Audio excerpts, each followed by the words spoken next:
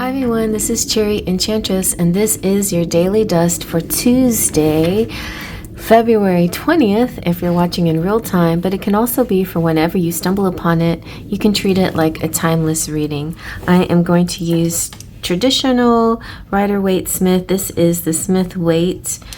It's more specifically Pamela Coleman Smith deck because it has featured a few extra cards.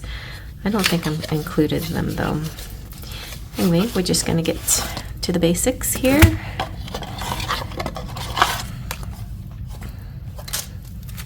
This is the Centennial edition, and it's borderless, which I like. So, oh no, it's not borderless. It's a slight border. I actually did have one that's borderless that I handed to. Like, I'm always giving away my Rider-Waite Smith decks, but the last one I gave away was to my son. Okay, I'm going to give it a good shuffle and get 3 cards for a collective message. Taken from the middle. Here we go. We have nice 3 Pentacles. Good start. Whoa, the Lovers. And the Page of Pentacles. Okay, let's zoom on in and see what we get. So 3 of Pentacles shows a sculptor at his work in a monastery.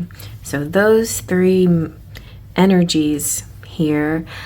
The sculptor represents somebody who's skilled at their work, who's carving out a masterpiece.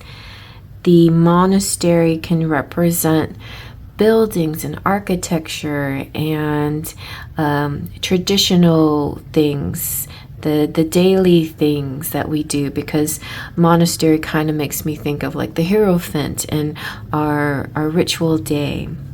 And this is definitely representing skilled labor. Also maybe a nobility or aristocracy, or somebody who's renowned for what they do, or somebody who is going to get a lot of glory for their achievements.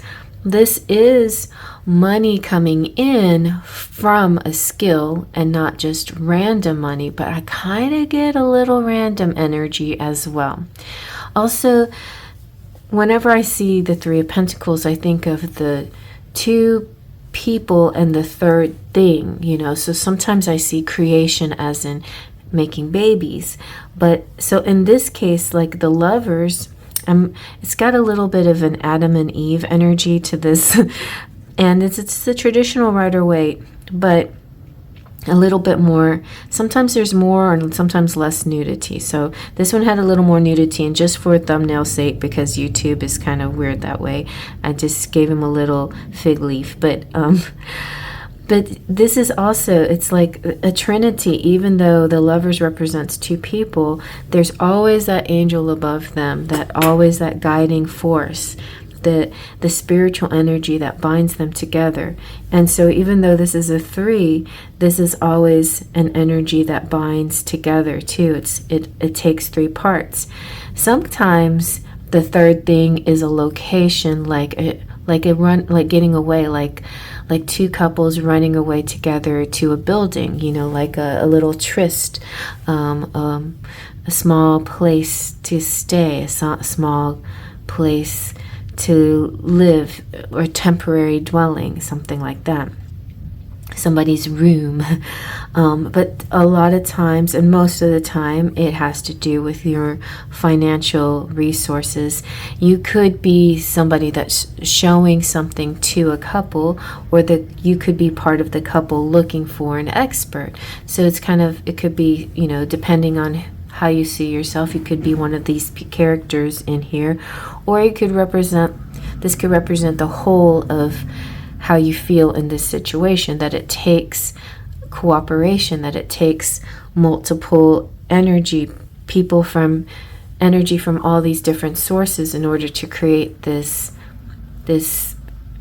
product, or this service, or this project, whatever it is that you are focused on today, it will take some cooperation. And if it's not necessarily you cooperating with other people, then it's you doing your own thing and being admired by other people. And in that case, it reminds me a little bit of the Six of Wands, where you have recognition and admiration for something that you've done. But this is specifically a skill, whereas the Six of Wands is more of having sort of a reputation and bringing something to the community. And this is more of bringing something, creating something for hire, in a way. This is kind of like being hired by this couple. So a lot of those things can come into play here. I just feel like you could be just the expert, or even if you don't feel like an expert in the field, other people put a lot of value in what you do, and so it makes you feel great, and you do your best work for them because it's this beautiful mutual energy that you share with them. With the Lovers here, though, this could be a romantic situation.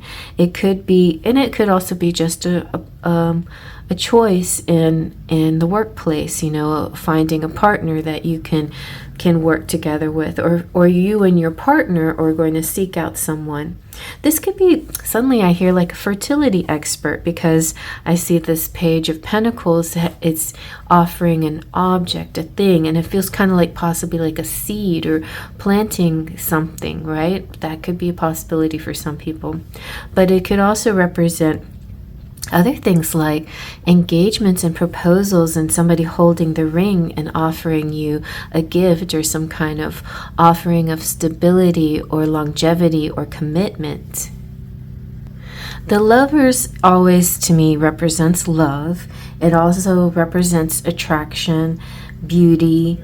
It represents, to me, also union and all kinds of union, physical union. It could represent marriage, and this with the chapel here could very well be sort of a matrimonial thing. It could be very private because it's just like 3 parties instead of like the 4 of Wands, which is a big celebration and many people involved.